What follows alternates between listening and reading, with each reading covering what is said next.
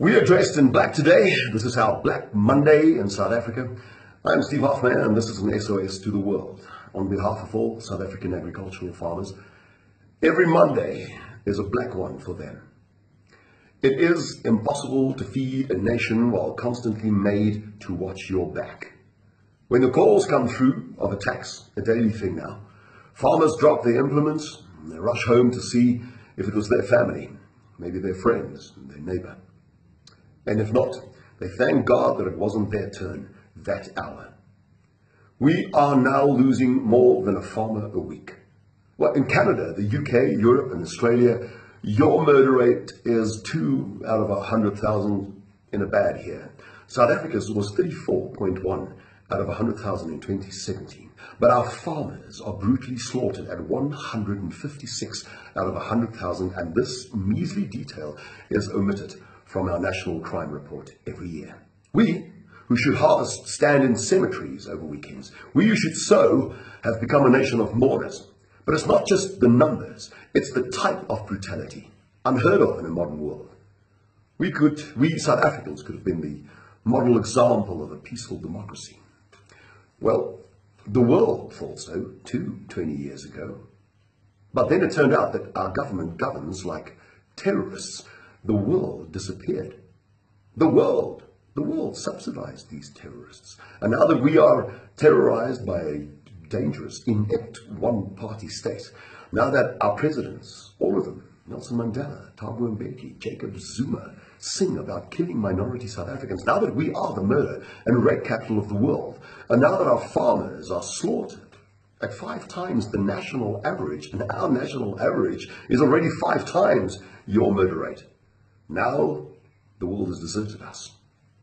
Our murder rate is abnormal even for countries at war. And why can't we fix this from the inside? Many reasons. One of them, 80% of taxpayers in South Africa do not even vote for this government. Can you even stop and imagine for a second what that means in a socialist state? And not a single edifice that once made this country a healthy, world standard destination has remained standing. Not the healthcare, not the education, not the unemployment rate. In South Africa today, we have many different standards and many different kinds of rates. We, for instance, have a shattering school rape rate. We have a granny rape rate. We have a toddler rape rate. In a country where sangomas are treated as medical doctors and raping a virgin is seen as a cure for AIDS, why are we even surprised? We have an unprecedented farmer murder rate. Books have been written about it.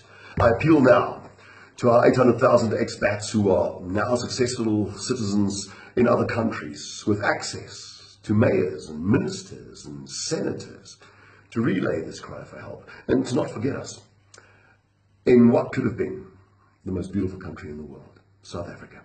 We appeal for intervention for all victims, but especially for our South African women and children, black and white.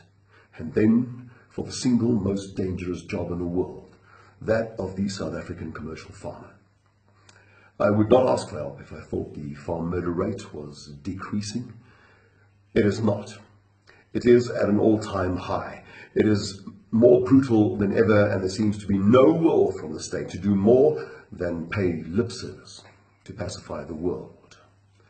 Our farmers are a small minority, and minorities count for very little in African democracies. This small minority asks of you today to not be fooled by the state and the silence from the state. If you can't hear a scream, it's because maybe there's an ocean between us. But a farmer, his wife, his son, his daughter will scream tonight as they defend each other to the end. This, for us, is a reality, and we hope it can become real for you too in a matter of time. And when you wake up as a minority in your own country, sooner than you think, you will remember this. The farming family will, in all likelihood, be attacked before the end of day, and a woman will be raped by the time I thank you for listening.